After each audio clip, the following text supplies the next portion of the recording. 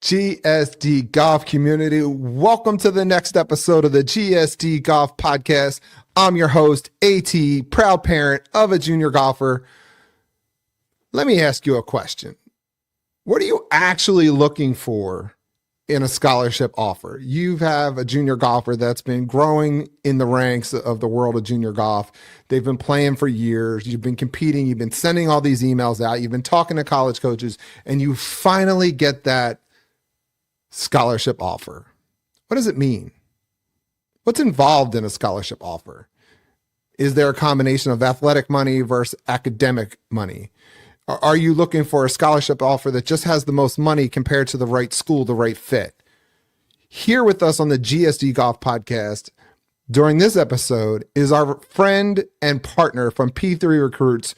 Coach Brian Craig returns to the show to talk all about scholarship offers and what you should expect and what you should be looking for as you go through this recruiting process.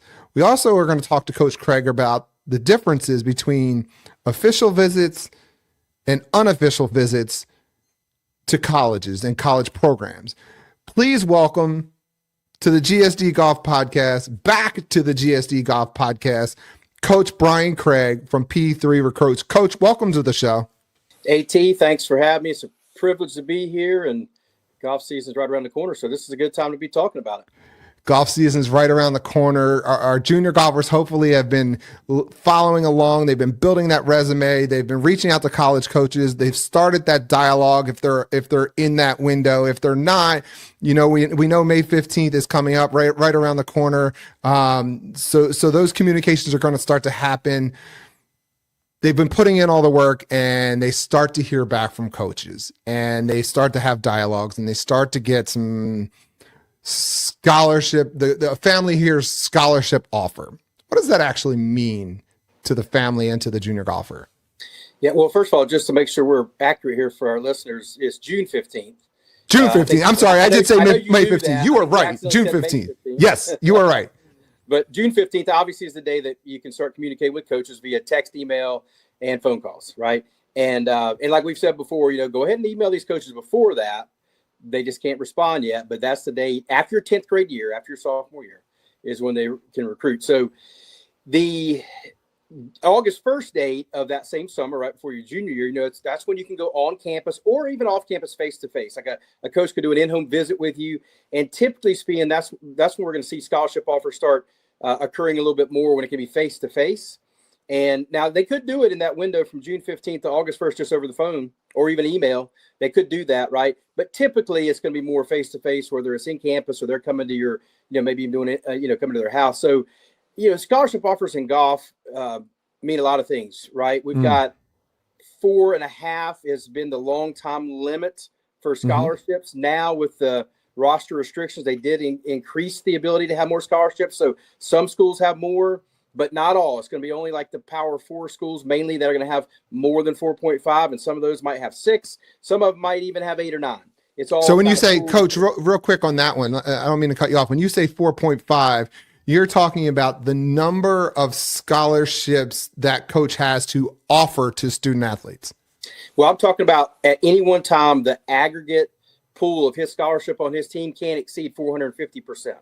Okay. So let's say you don't graduate anybody and you were using all of your scholarship. You don't have any unless you cut somebody, like take some money, right? Sure. But if you say you have 2 seniors that are leaving, they both were on a 50% scholarship. Okay, you have 100% full scholarship then to add to that next class to replace them, obviously. So it's different for every school, obviously. And in today's world, it's gotten harder to get to Division I, but in some ways there is an opportunity to make a little, get a little more scholarship.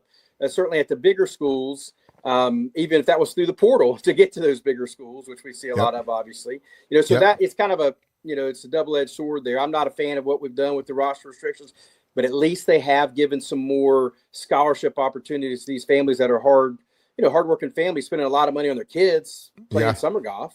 We all know how much that costs, throughout the year. So anyway, you've got anywhere from a book scholarship, which is the smallest basically. And a lot of schools may not even let you do that. It may be like $1,000 is the smallest, or $1,500 to a full scholarship, right? And a full scholarship in college golf is obviously very rare, But, it can happen. If you're a stud and the coach really wants you, they can offer you 100% full scholarship, tuition, fees, room, board, and books, and cover it all. And is there a difference between, some schools, you mentioned earlier about the 4.5 scholarships they have in their budget to spend, difference between or maybe the question is better suited. Is there a workaround for coaches? Because maybe they have the opportunity to offer athletic scholarships to some players, but they also have the ability to offer an academic scholarship to some other players to offset that. And what should parents be aware of? Because they are slightly different. Yeah, that's a good point. And it's one of the reasons that we stress with our students that academics is super important, because it opens more opportunities for you in terms of what schools you can go to, but also the scholarship money that you can earn, right? So you have three kinds of scholarship. You have the athletic aid, which is obviously limited. You have the academic aid, merit aid, and then you have need-based aid, okay? And the good news is the academic aid and the need-based aid typically does not count against those scholarship limits that the NCAA imposes on schools. So let's say, for example, you're a great student and you can get like a 40% scholarship academically to a particular school. Well, the coach could give you a 20% athletic, and now you're on a 60% scholarship. That's a good scholarship, right? That's a good chunk of money, especially with the cost of school now. But it's only counting 20% against, let's say it's a school that has 4.5 scholarships. It's only counting 20% against that 450%. So that money goes a long way for that coach. That's very attractive for the coach to find a player like that. So that comes back to what we've talked about time and time again with you and with the other members of your team, how important your academics are. Because if a coach can look at you and say, you as a junior golfer say, I really want you, I don't have the athletic scholarships, but we can make up the difference in an academic scholarship, you become more recruitable. Absolutely. Yeah, absolutely. I mean, you set yourself apart from some of the other people out there that you're competing against, because you are, well, two reasons. One, that coach can help with the academic side, as long as you qualify, as long as you meet those standards for that school. They don't have any influence there really, but if they know what those standards are, they can probably tell you, okay, you're probably going to get this here academically. And now all of a sudden, their scholarship dollars are going a lot further for that coach. But also all of us coaches, we want low maintenance players, right? Well, what does that mean? That means we're not worried about you going to class, studying for exams, doing the things that you need to do so that you can then play golf, because that's a headache to have to, you have to do it obviously, but that's a headache to deal with players that don't want to do that. We want people that are low maintenance. They take care of themselves. They have great personal responsibility there. And that way the coach doesn't have to worry about, oh, did Steven study for his exam that he's got right before we leave for this tournament? Yeah, they got to be in the right spots at the right time. Coach, talk to us about, I know a gentleman who went on to play professional football, and then he had two daughters that both got big time athletic scholarships to play big time volleyball at the NCAA Division I level. That's not the norm. And I say that because most families, if they're in the conversations around athletic scholarships for their young student athletes, their junior golfers, it's the first time they're going through that. And so there's pitfalls, there's potential to make mistakes. What are some mistakes that families make when they start engaging in athletic scholarship conversations? Yeah, I think the biggest one, and this is where we counsel our student athletes as well, is you need to have the conversation with the coach on the front end before you've ever even committed somewhere. Let's say the coach says, gosh, I'd love to have you here, but I've only got this amount of money, right? Because like I said earlier, it's hard to get a scholarship to Division I or Division II. And also just to correct, Division III doesn't get, or just to make sure clarify, Division III doesn't do athletic scholarships, but those coaches do use that academic money there kind of the same way, right? Somebody they really, really, really want, they might be able to get a little more academic money for the Division III level, maybe, and it kind of offsets it does offset the costs, but they don't have per se athletic aid. So, but one of the biggest things I think is like, listen, Coach, I love it here, and I can see myself playing here. If I come in and knock it out, are you going to be fair with me with scholarship going forward? Right? I think you need to have that conversation on the front end, so that if you do come in there and do well like that, you've already set the table. And the coaches, and these coaches, for the most part, they're gonna, they're fair people, they're good, honest people. They're gonna do that. But I think you need to prep that, because in today, I can't tell you how many players at Kentucky I had that came in on really small scholarships, like 5%. It ended up on big scholarships because they earned it. They got better. They worked hard. They did their job. They performed, and I was able to increase them, dramatically, even some of them throughout the years of their college. But I think you need to have that table prepped so that it's not awkward when you talk to that coach at the end of the year and you're the best player, but you're on like the fifth lowest, the fifth scholarship on the team, and just say, hey, coach, remember we talked, I feel like I've done my job. Can you be fair with me? That to me is huge. The other thing is, like, what if they offer you a big scholarship? What if they're like, hey, I really want you, and here's 80%, here's 90%. That's obviously a great spot to be in. I think you still need to have that conversation with the coach of, like, what are the standards that could happen, or that if I didn't meet, that scholarship could actually be reduced or taken away, right? Because you know what I mean? Like, it can go the other way.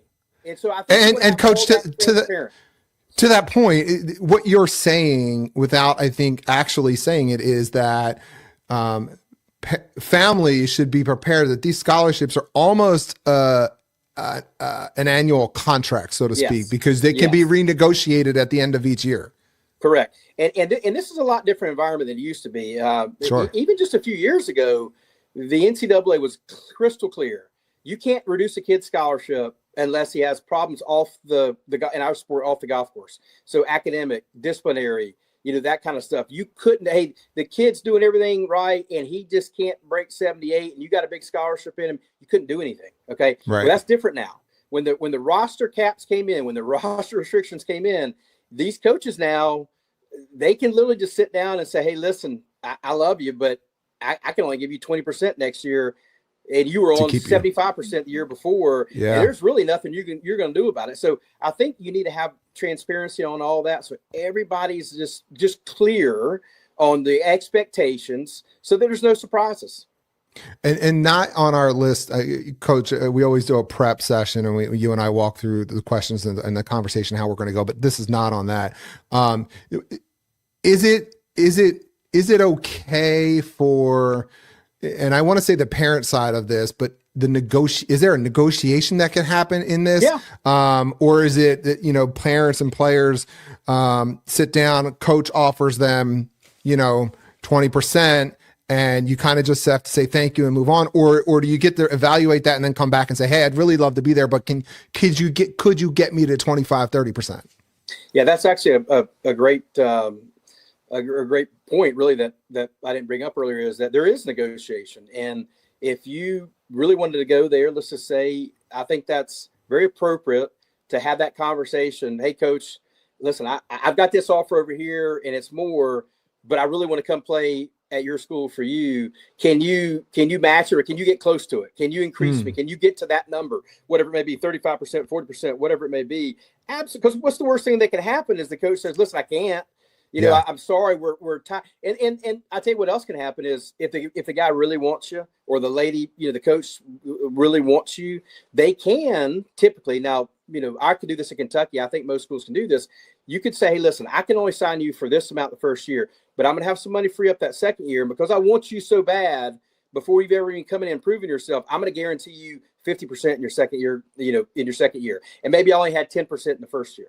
Right. So now you just negotiated a 2-year deal. That actually in the scholarship offer, so that it's all completely above board, and you know what to expect. And I've done that before. I think every coach has probably done something similar to that.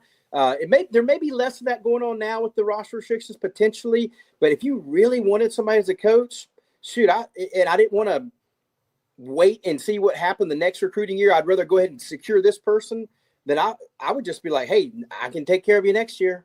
Here's what I got. Here's what I have for you next year. Will that work? And then hopefully you can get that player. And do you, I would assume that has to be, as a family, you would want that in writing, right? You would ask that coach, hey, how do we get this in writing? Does that go into the initial scholarship offer that comes through? Well, that's a little tricky because the NCAA, this is a weird NCAA rule that they need to change. I do not think they've changed yet. You can have these verbal offers, right? And you can't sign until everybody knows you can't sign until the November of your senior year. That's the official signing. It's the second Wednesday in November is when that week opens up. But the coach is not allowed to put anything in writing, even email, until August 1st of your senior year, basically. So if you committed really early, I don't think he can, unless they've changed this recently, which I don't think they have, he can't actually type that out for you. It's going to be verbal. But as soon as August 1st gets there, he could do it.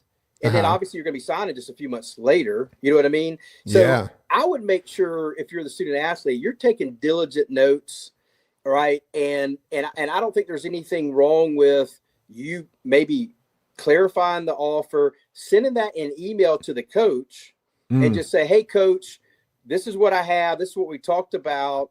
You know, and let's confirm. Let's confirm, because the coach can't send it to you. He can't do that. But I think he could be able to say, yes, that was our conversation.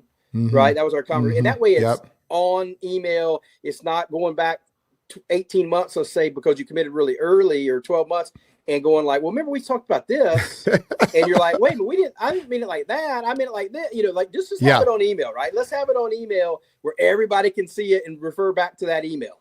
And I think getting everybody on the same page, parents, student athlete, coaches, everybody on the same page via email, we get it locked in, then we can move forward. And the good thing is when you're all on the same page, that helps that healthy relationship as you move forward. Everybody's being transparent.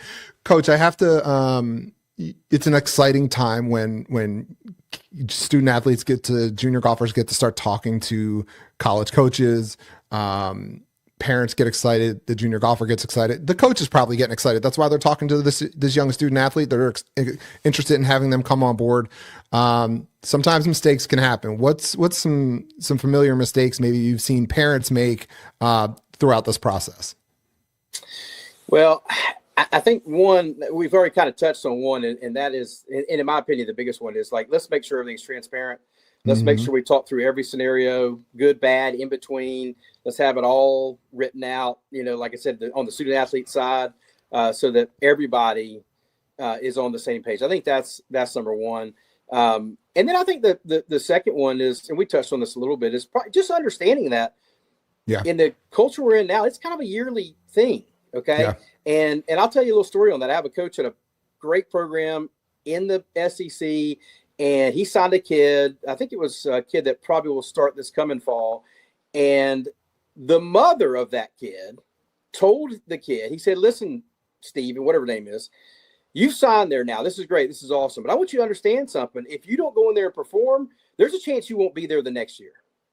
Okay. And that was coming from the mother. Like the mom told didn't even have to say that. The coaches had to kind of confirm, like, hey, yeah, in the climate we're in now, that's possible. But the mother was counseling her son of like, you haven't made it because you got there. You could be gone in 1 year, son. So you better take this seriously and go in there, work as hard as you can and do the best you can and not take it for granted. Yeah. And that's actually good advice. Take nothing for granted. Work for everything. Take nothing for granted. I think that's actually a good way to go about it. Coach, the scholarship offers are also not equal, right? I think you have two schools making you an offer. There's so much more that goes into it than just dollars and cents. How do you evaluate if it's truly a good fit for that family? Yeah. So if you obviously the scholarship size financially, you can run those numbers and you can see, how all that stands. And that is black and white, right? Like this school costs this much, this school costs this much. I'm getting this percentage here, this percent. You can run all those numbers. But I think at the end of the day, the three most important things for most kids it's going to be, is it a coach you trust and you can see yourself playing for? Are there teammates, that you want to build friendships with? You want to hang around because you're going to be around that coach and those players, 275 to 300 days in a year, right? Yeah. Like all the time, so do I see myself fitting in with those teammates? And then the third one is is it a school that I want to graduate from, that I want to have a diploma on the wall from, and they're going to help me do that, with some academic tutoring and the things that assist student athletes that, quite frankly, you kind of need because we travel so much, right? Yeah. I think those are the three kind of biggest things. Now, I understand some people in a position where the money is just going to have to trump everything. I get that, because school Sure. is expensive. So, and so I understand that, and I get that. And then the other scenario now that we have, and this is all kind of new, is it may be like, hey, I don't really want to graduate from that school, but this could be a good stepping stone for me to getting in the portal and getting to a bigger school. And that's what the new rules offer that, right? You may not want to. Absolutely. Yeah, we've heard a couple times now where there were some players that felt like they were, you and I have talked about seeing the swing and recognizing the swing early, with the kids maybe had, Division I swing, but less than Division III scores. And so they had to take a lower route to that. And then they get to their junior year, and now they're a late bloomer and they're scoring where they want to. And this portal opens up, and now they have a ton of new opportunity. And that is a fact in today's world, that the portal is a way to move up levels, whether it's going from Division III to 2, or Division II to Division I, or Division I, lower or mid to Power 4, right? Yeah. That is a way, it is the climate that we're in right now. And we even had a coach at a smaller school, I think it was a Division III school, tell us one time, he said, listen, if this kid comes here, I tell them as I'm recruiting, if you come here and you knock it out, I'll help you find a bigger program. I'll help you. Like, he just recognized that he could be a feeder program. He could be, AAA baseball, essentially, right? Sure. Or the G League and NBA, and help those kids get to a bigger program. And he figured if he did that, he could get some really good players in there that maybe, like you said, their scores didn't quite catch up yet, but eventually they were going to. Right, because they had the talent. Maybe they were just behind. Maybe they started golf late. Who knows? But played other sports, right? But we even had a coach tell us that, and he wouldn't be offended at all if the kid came in and said, "Coach, I'm ready to move up." He's like, "I'll help you.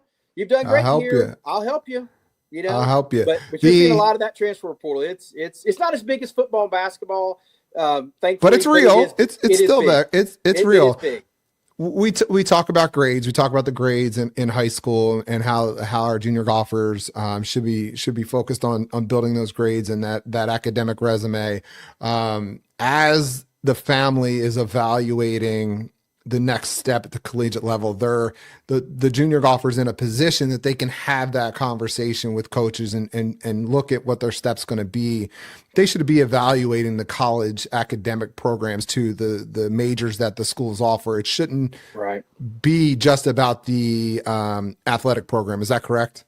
Yeah, no doubt. And I think you have kind of two categories here. You have the students that academics is going to be just as important as golf, maybe more important. And so make sure that you're doing your due diligence there of where that school, does it fit your academic goals? Does it have the major or a couple majors you might be interested in? Because that could be the deciding factor, right? Like that could be more important than the golf, right? And then you have student athletes that are just like, listen, I want to play college golf, and I don't care if it's a mid school, low school. I just want to play college golf, right? We've dealt with both of those, and we always, ask them what their priorities are so that we can hopefully help target the right schools and the right fits for them, because there's no right or wrong there. It's each person. Everybody's different. Their own mind on that, right? Yeah. That's fine. Yeah. It is important academically to make sure you do your due diligence. So before you get to, and you talked about this earlier, before you get to the point that you get an offer sheet in front of you, you get a scholarship offer in front of you, so to speak, there's a few steps along the way. We talked about understanding, is the team culture something you want to be a part of, the coaching style, what's the long-term development of the players that have been at that school, your personal long-term development. What are some things that junior golfers and parents of junior golfers can look for and engage with the coaches to learn more about those types of evolution for their student athlete? So when you're on a visit, whether it's an unofficial or official, you need to be asking some of those questions. Number one, like, how do you run practice? Coach, how do you determine the lineup for each event, right? So you're kind of getting a pulse on all of just how it works, how that program is structured. I think you also pay attention to things too, like where all do the guys live? Do they all live together? That kind of tells you something right there, because usually as freshmen you kind of are putting the dorms together, but then after that you kind of can live where you want. Well, they choosing to all live together in the same apartment, the same house, or two or three apartments, houses, or they all spread out, none of them kind of really live together. That would be a little bit of a red flag. I'm not saying it's terrible, but it's a little bit of a red flag, right? That they're not living with their teammates when they had the choice to, right? And then I think the biggest thing is making sure that you're asking the players on the team questions when you're on these visits, or maybe even afterwards, like you get their phone number and you just text one of them, I'd love to ask you a few questions, because, listen, coaches, if you're on a visit and they want you to come there, they're certainly putting their best foot forward, right? They're supposed to. They're trying to sell you to come to their program, their school. The players are the ones that are living it every day, right? So I think you need to ask them some pointed questions about what's coach really like. What's it really like to play for this coach? How does he really do? Is he really fair with qualifying, or does he just be like, hey, I'm picking these guys and going with them, and you're not going to get a shot because you didn't have the big resume coming in from junior golf? But ask them the question, the real talk, the real talk. I know a school that the girl was a terrific player there, and didn't even carry the team bag in the summertime, and that's kind of a, I don't know, unless you have NIL money that's somebody's paying you to carry a bag. If you're not carrying, that's one of the coolest things about being in college golf is you're carrying the bag. Like in the summertime, you're proud to be a member of that team and that program. You know what I mean? So to me, that could be a little bit of a red flag. Things like that on, do they really get along? Is the culture really what we're, looking for? Because like I said earlier, you're going to spend about 275 to 300 dates a year with these coaches and teammates.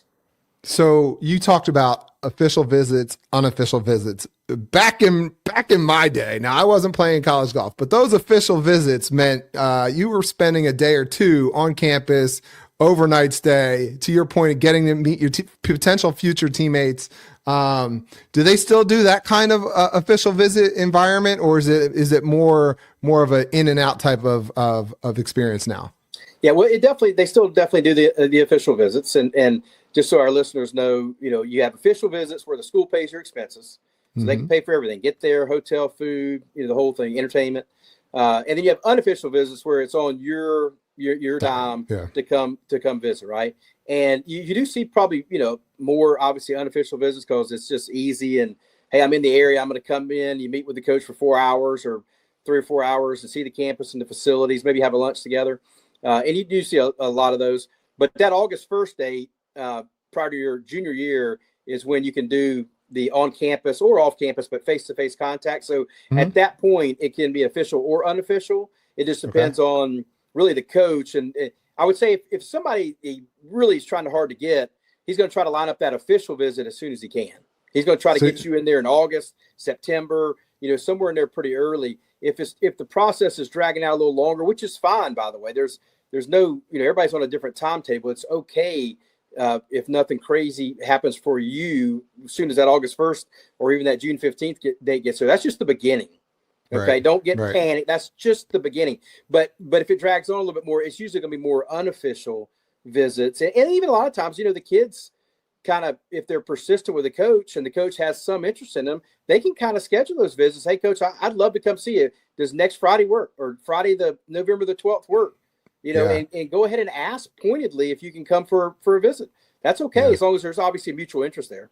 Yeah, GSD Golf Community. We're on with Brian Craig, 25 plus years of coaching experience in the SEC, University of Kentucky, big time coach. Coach has seen it all, done it all. He's also one of the founding members, owners, operators of P3 Recruits, our proud partner, the official recruiting agency of the GSD Golf Podcast. They are a wealth of knowledge. They will get you. I love the quote you used the first time. I use it all the time, Coach, about giving the keys to the bus for the junior golfer to drive that bus in the recruiting process. But P3 Recruits will get you going in the right direction, identify the right schools, check them out, p3recruits.com. It's a great website. They've got a ton of opportunity for you. Give them a call, get in touch with them. Coach, they may end up talking to you, right?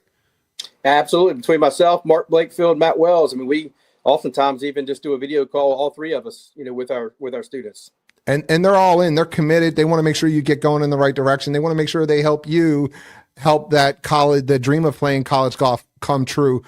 Coach, we talked about visits. We talked about official visits, unofficial visits. Let's talk about an official visit when the kids are on campus, they're with their parents. While they're walking the campus, they're meeting with the coaches.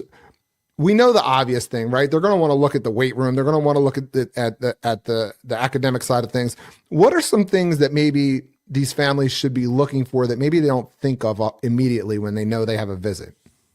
Yeah. So like on an official visit, typically the coach will send at least a skeleton of an itinerary, so you have some idea of what you want to do. But I also think it's smart to communicate before the visit of, if there's something you definitely want to see, like, hey, coach, I'd really make sure I want to see this, whatever, like the dorms, let's say. Sure. Like if you're at a school that has terrible dorms, the coach may not make that a priority. Like they're all run down and all. He might be like, well, we don't really have time. Let's go look at the weight room. Let's go look at the golf facilities.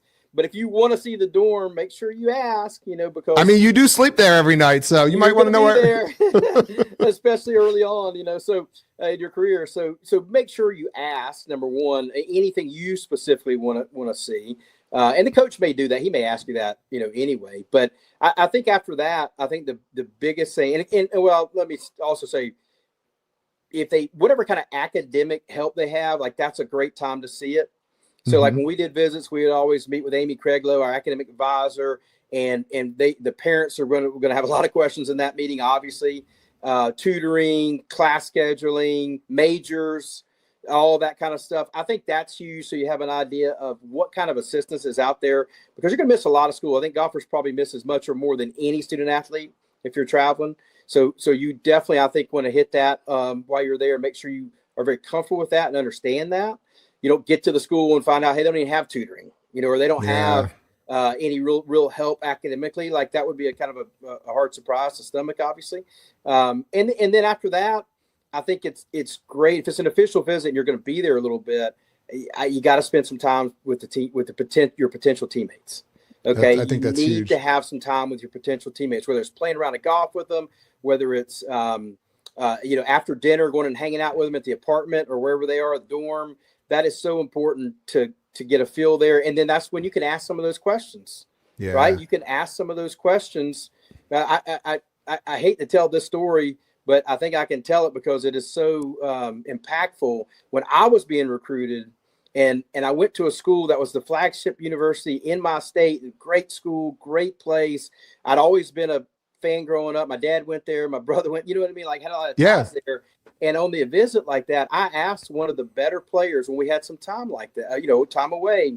This guy wasn't like the seventh man who thought he was maybe getting shafted by the coach. This was a guy who was, if I remember correctly, had even made All-American honors. So he was a starter. He was really good.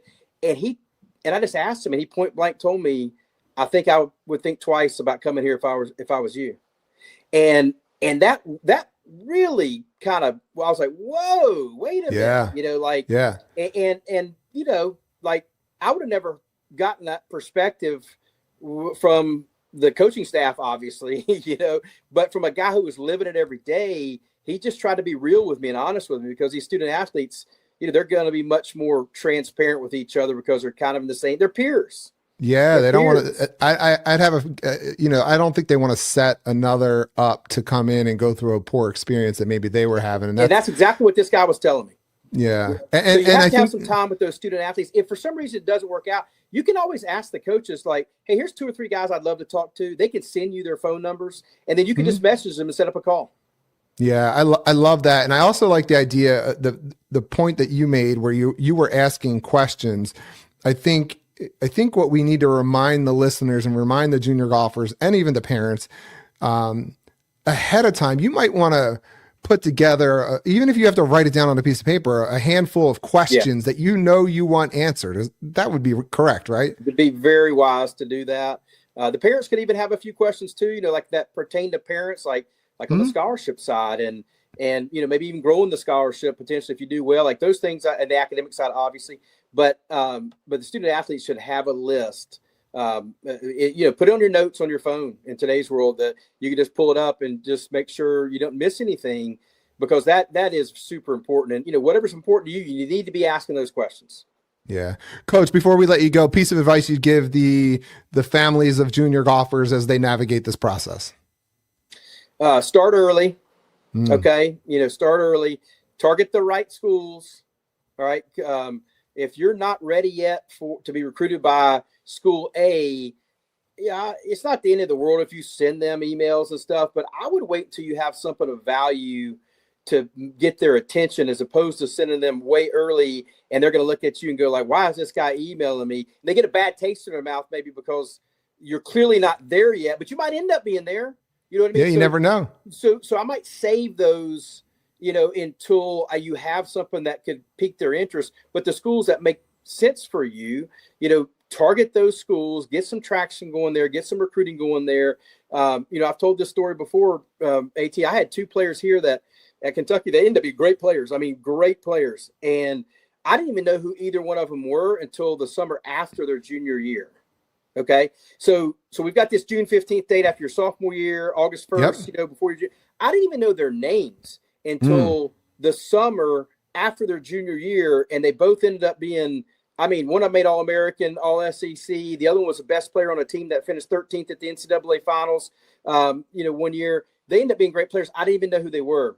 Right. So everybody arrives at their own time. Emailed me earlier in their career. I might have been like, who are these guys? You know what I mean? Like, but they broke out at that time, and I got on them, and boom, it worked out.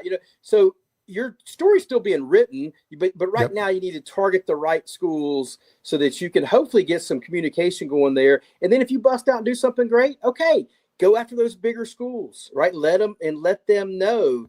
But those are the big things. Start early, target the right schools.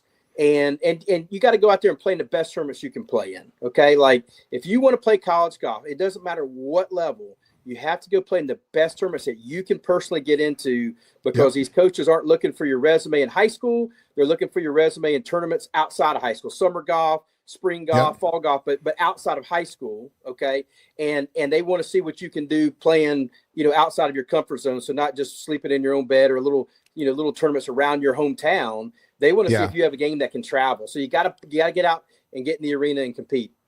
It's the only thing you can do. Coach Brian Craig, P3 Recruits. Coach, it's always a pleasure to have you on the show. Can't wait to have you on again in April. Thank you for joining the GSD Golf Podcast today. Thank you, AT. Always a pleasure. Talk to you soon, Coach. GSD Golf community, big shout out to our partners at P3 Recruits. Big shout out to Coach Brian Craig for joining the show again. Look, the reality is that as you start to grow and get closer to that dream of playing college golf, let's all hope that scholarship offers start to roll in. Those conversations are real conversations that you're having, evaluating each offer, each relationship with your coaches differently, getting out and visiting the campus, whether it's an official visit or an unofficial visit. Both of those are really important opportunities to get your hands on, literally and figuratively, the campus and see if it's a fit for you, making the right decision, keeping academics as a focus. Does the school have a major for you? Does it not have the major that you're looking at? Are the players that are already at the school players you could see yourself fitting into from a culture perspective? Evaluating the school, the campus, the coach, all of it goes into making your decision of where you play at the collegiate level. We continue to bring you insights and ways to grow as a junior golfer, and parents of junior golfers. We want to continue to bring you information to help you support your junior golfer as they grow in their career path, as they grow in their journey as a student athlete. Continue to follow along at the GSD Golf Podcast. And again, a big shout out to our partners at P3 Recruits, at Where's Woody. Really excited to partner with them in 2026. Let's continue to make 2026